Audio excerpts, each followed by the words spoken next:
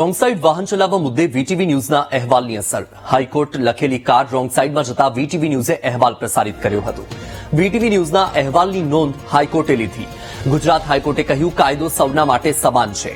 Wrong સાઈડે વાહન જવા દેનાર અધિકારી વિરુદ્ધ પગલાં લેવા માટે કોર્ટે આદેશ આપ્યો. રોંગ સાઈડે ગાડી ચલાવનાર ડ્રાઈવર બેદરકાર હોવાનું કોર્ટે કહ્યું.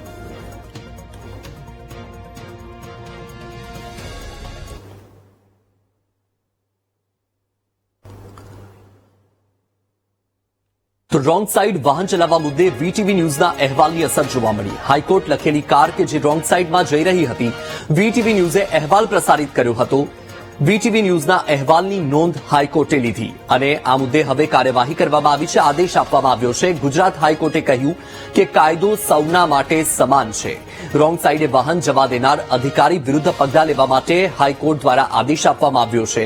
રોંગ સાઈડે ગાડી ચલાવનારા ડ્રાઈવર બેદરકાર હોવાનું પણ કોર્ટે કહ્યું. તો જે આ બેદરકાર ડ્રાઈવર છે તેના વિરુદ્ધ હાઈકોર્ટે આકરું વલણ અપનાવ્યું છે અને હવે કાર્યવાહી કરવા માટેના આદેશ પણ આપી દેવામાં આવ્યા છે. વીટીવી ન્યૂઝ દ્વારા આ અહેવાલ પ્રસારિત કરવામાં આવ્યો હતો અને એ અહેવાલની નોંધ હાઈકોર્ટે લીધી.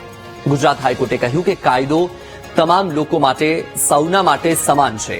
રોંગ સાઈડે વાહન જવા દેનાર અધિકારી વિરુદ્ધ પગલાં લેવા માટે હાઈકોર્ટ દ્વારા આદેશ આપી દેવામાં આવ્યો છે.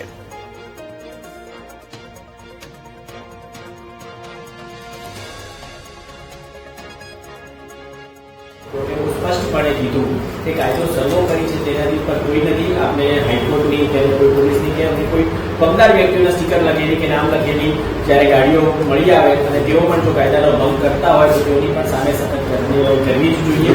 જે કાયદાકીય કાર્યવાહી થઈ શકતી હોય 100% કરવી જોઈએ. કોઈના પણ ઇન્ફ્લુઅન્સમાં આવ્યા વગર આ કાર્યવાહી થવી જોઈએ અને પોલીસને તે બાબતે સ્પષ્ટ સૂચના પણ આપવામાં આવી છે, કારણ કે એ સ્પષ્ટ બતાવે છે કે કાયદો સર્વોપરી છે અને કાયદાનું શાસન જરૂરી છે.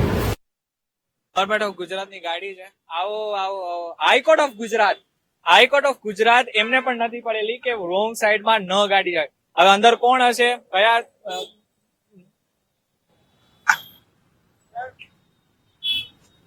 રોંગ સાઈડમાં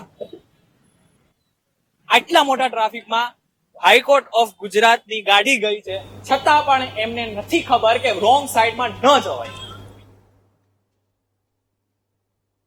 અને હવે